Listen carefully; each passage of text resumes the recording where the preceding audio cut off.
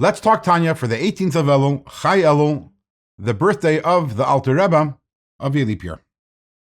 Yesterday we discussed the emotions of the human soul, what is sometimes known as the animal soul, and their source in Chabad in the intellect. Now, if we're zooming out for a second, we'll recall that the purpose of this chapter is to describe God's attributes. And the description of our attributes is merely because our attributes are a mashal, a parable, for God's.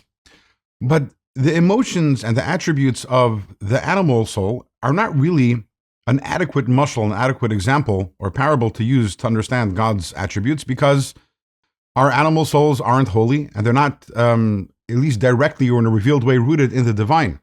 So if we want to have a real parable for the attributes of God, we need to talk about the attributes of the godly soul. So you can ask, okay, so why did we even discuss the animal soul? The answer is because for many of us, we're not so in touch with our godly soul. So we talk about the attributes of the animal soul. That's a parable for the attributes of the godly soul. And that's going to be a parable now for God's attributes.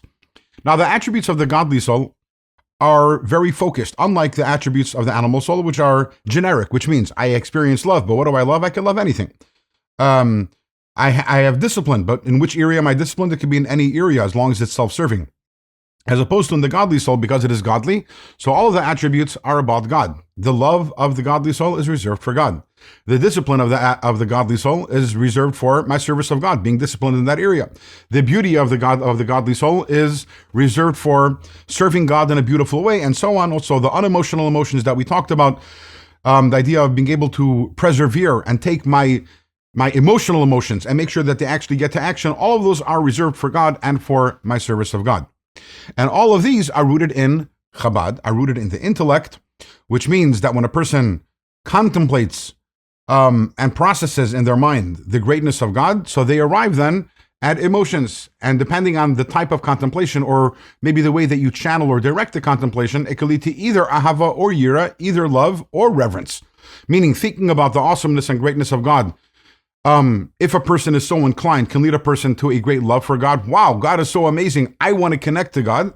Or it can lead to the exact opposite emotion, which is, wow, God is so amazing, that leads me to a humility, a reverence, and a respect for God.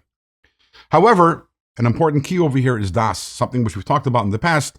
Das is connection, and das means that in order for the intellect to give birth to emotions, I need to really personalize and connect to those ideas that I became aware of, which is Chachma, and that which I processed, which is Bina. Interestingly, over here in this Tanya, this is the only place in Tanya the Alter Rebbe discusses this. There are actually two different levels of Das. There's what's called Das Elyon and Das Tachten. Higher level of Das, lower level of Das.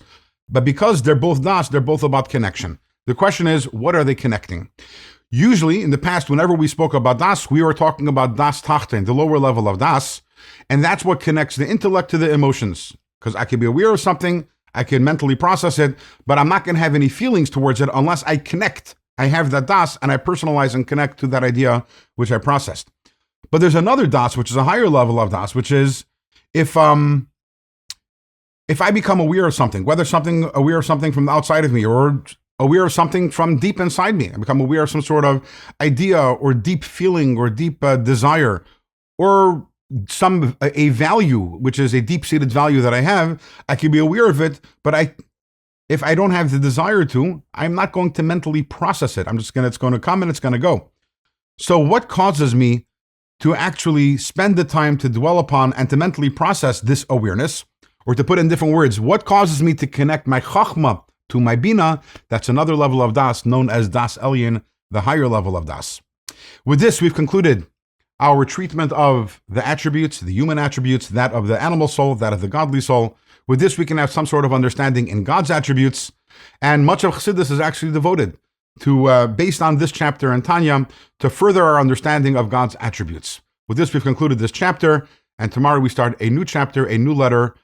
Again, we will be reverting and returning to the topic of tzedakah.